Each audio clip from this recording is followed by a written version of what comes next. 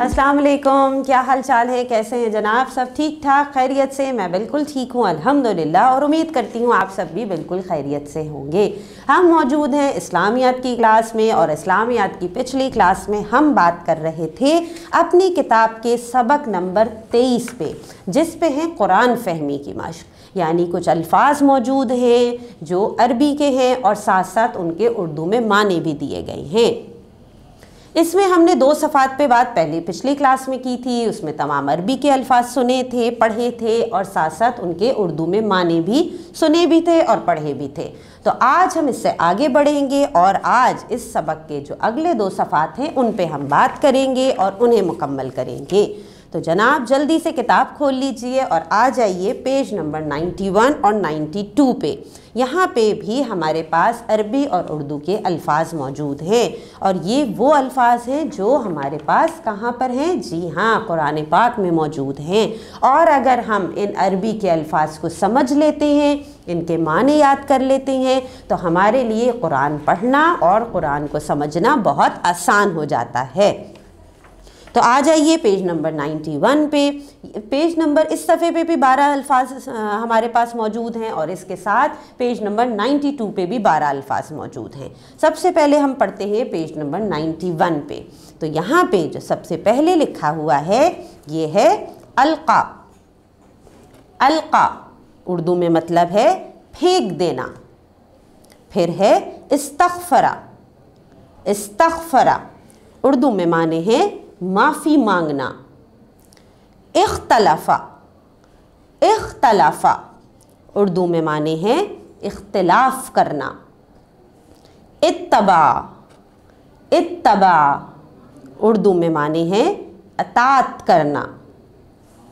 इत्तख़ज़ा। इत्तख़ज़ा उर्दू में माने हैं इख्तियार करना। इत्तक़ा। इत्तक़ा उर्दू में माने हैं खौफज़दा होना। इफ्तरा। इफ्तरा उर्दू में मतलब है झूठ गढ़ना। इह्तदा। इह्तदा उर्दू में माने हैं सही रास्ते पर चलना। इब्तगा। इब्तगा उर्दू में मतलब है देखना। इनक़लबा। इनक़लबा उर्दू में माने हैं मुड़ना। इंतहा। इंतहा उर्दू में माने हैं परहेज करना। तवल्ला। तवल्ला उर्दू में मतलब है अताअत करना। अब आ जाइए पेज नंबर 92 पे। यहाँ पे लिखा है इस्तकबरा। इस्तकबरा उर्दू में माने हैं तकब्बुर करना।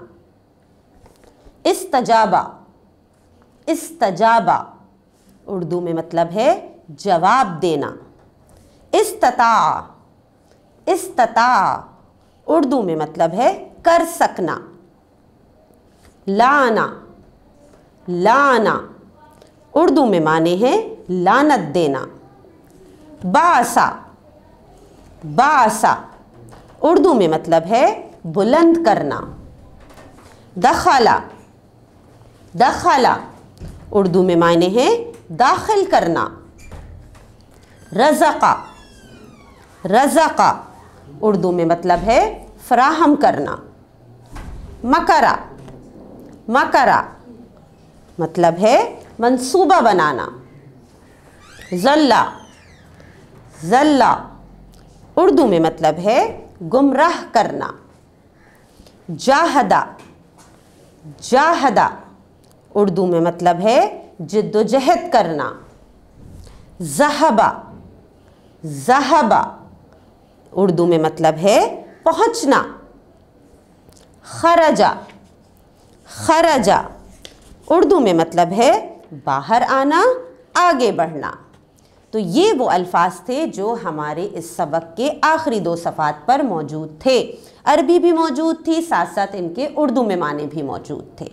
काम आपको पहले भी मैंने पिछली क्लास में ये दिया था कि आपने जो हमने पिछली क्लास में अल्फाज पढ़े थे उन्हें आपने याद करना था। अरबी भी याद करनी थी और साथ साथ उनके उर्दू में माने भी याद करने थे। तो आज भी आपका वही टास्क है, वही काम है।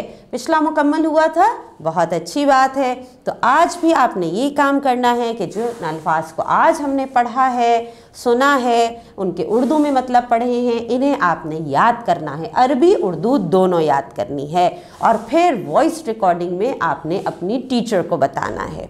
तो जनाब, आज इस काम के साथ हमारी किताब मुकम्मल हो गई है अल्हम्दुलिल्लाह।